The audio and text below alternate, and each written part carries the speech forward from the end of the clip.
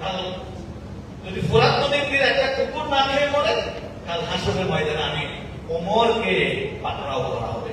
তার মানে রাষ্ট্রপ্রধান তার অনেক দায় দায়িত্ব থাকে, রাষ্ট্র যারা চালান তাদের অনেক দায় দায়িত্ব থাকে। আজকের এই ঈদে মিলাদুন নবী অনুষ্ঠানের আজকের যে আলোচ্য বিষয়, এই বিষয়ের যে সমস্ত আলোচনা হয়েছে, এখান থেকে আমরা সেই সম্প্রীতির বিষয়ে শুধু আলাপ করলে হবে না। যারা সম্প্রীতি নষ্ট করছে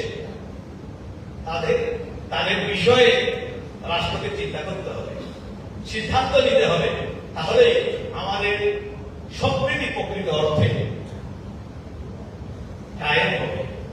রাসূল পাক সাল্লাল্লাহু আলাইহি ওয়াসাল্লাম পৃথিবীতে সম্প্রীতির সর্বপ্রথম লিখিত দলিল তৈরি করে গেছেন, জান্নাত মদিনা সনদ। এই মদিনা সনদ প্রমাণ করে তৎকালীন সময়